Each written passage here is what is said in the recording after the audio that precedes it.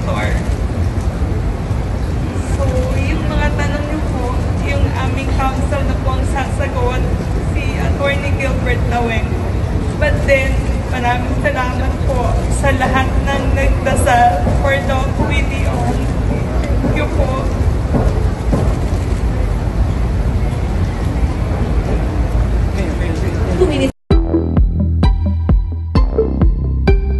Ngayong araw ng Huwebes, Oktubre, 3 opisyal nang nagsumite si Dr. Annalisa Ramoso Ong ng Certificate of Candidacy o COC ni Doc Willie Ong para sa kandidatura niya sa pagkasenador para sa midterm elections of Mayo 2025.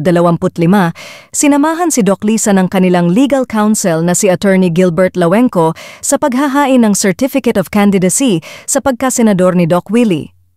Ayon kay Attorney Gilbert Lawenco, nakatakdang bumalik sa bansa sa Nobyembre si Doc Willie Ong upang mangampanya bilang senador. Kasalukuyang nasa Singapore si Doc Willie upang magpagamot dahil sa sarcoma, isang uri ng cancer. Sinabi rin ni Lawenco na mataas ang kumpiyansa ng kanyang kliyente na magagampanan nito ang trabaho bilang senador kung sakaling pala rin sa midterm elections. Naging emosyonal naman si Doc Lisa nang humarap sa media at di napigilan ang mapaluha.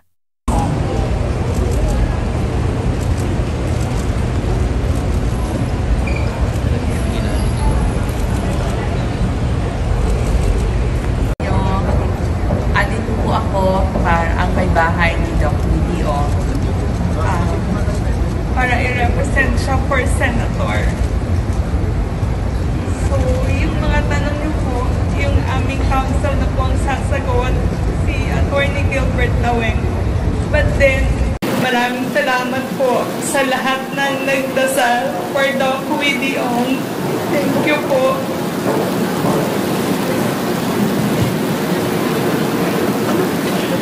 Minutes po. You have 2 minutes. Kasama ko po ang aming counsel, si Attorney Gilbert Lawenco. So yung mga gusto pong mag-interview kay Attorney Gilbert Lawenco, pwede niyo po siyang i-contact kasi siya po yung magiging spokesperson ni Doc. So although pag malakas po siya, nakakasagot po siya sa Viber call kasi nasa Singapore po si Doc. And kasama ko rin po si Congressman Wilbert Lee, pero tatakbo na rin po siyang senador for action. Kasama ko rin po ang aming chairman, Ernest Ramel ng Action, and our friend, Sir Ali Garangan, na lagi pong nagsusupport sa Action.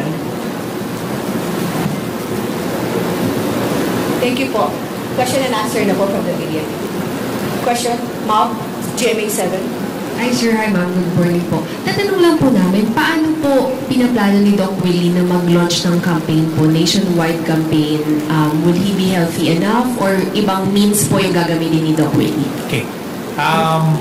Insofar as his health condition is concerned, he will be able to go back to the Philippines by end of November and he will be available to physically campaign by December.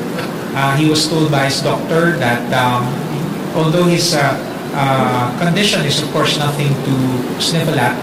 It is treatable and he's undergoing treatment right now and he plans to go back to do a, of course, limited physical campaign by probably December, January, and then by February he will go on the areas which we feel that he will need to be physically present. But as always, his core constituency is his online followers. So he will do as much as he did the last time by going Facebook, YouTube, so social media also, with a bit of physical campaign. He's undergoing treatment and ang projection po natin by December, makakaikot na po siya tulad na sinabi ko. So, although hindi po natin pagkakailan, may sakit po siya, nilalabanan po niya yung sakit. Ito po yung actually precept ng kanyang pagtakbo. Yung pakita niya na kung may sakit kayo, hindi kayo magmamaktol, laban lang. Sakit na to, lalabanan ko din. Ipaglalaban niya yung kanyang desisyon or dream na tumakbo bilang Senate and ituloy niya yung mga advokasya niya in health. Sabi niya, alam niya, mabigat ito, but this is going to be a faith-based campaign. Faith that people will understand, faith that God will give him enough time to finish this, and faith that enough people will like him enough and support him enough to propel him to the Senate.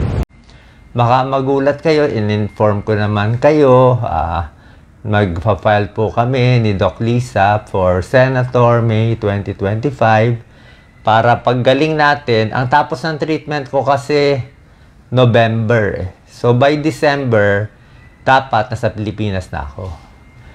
By December, first week, second week, bago mag-Christmas sa Pilipinas na tayo. Tuloy-tuloy na tayo sa Pilipinas. So by that time, matagal pa naman yung campaign period eh. Matagal pa naman eh, di ba? So by that time, hopefully, malakas na tayo at makakatulong na tayo sa tao. Diba? Bakit pa? Ayan, tinatanong, Doc, may sakit ka na nga ng cancer. Bakit ka pa kailangan tumakbo at tumulong sa tao na yan ang gusto mo? Hindi ba pwedeng mag-abroad ka na lang? Number one, magsaya-saya ka na lang. Sasabihin nila, pag ako may cancer, mag-abroad na lang ako. O mag-e-enjoy na lang ako ng buhay. Sasamahan ko na lang yung asawa, anak ko. Pwede naman yun. Kung yun po ang gusto ninyo. Okay?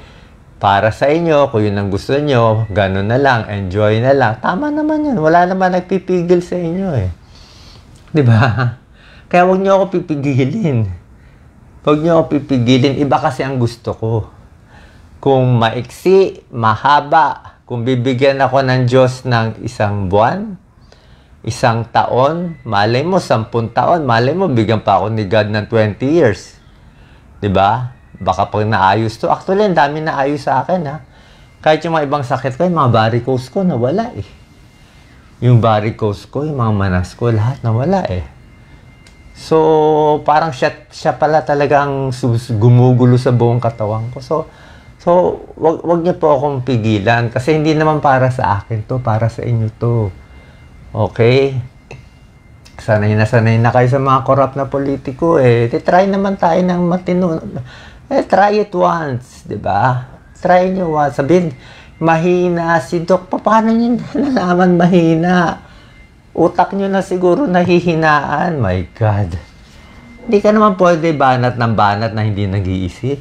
'Di ba? Hindi ka naman pwede banat dito, banat dyan, banat dyan. Kita mo nga ngayon, yung mga senador at congressman, walang bumabanat eh.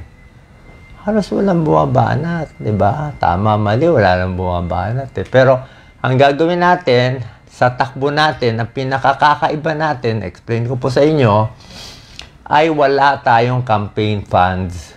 Mula umpisa, hindi ako tumatanggap ni maliit na pera, ni piso, kahit kanino.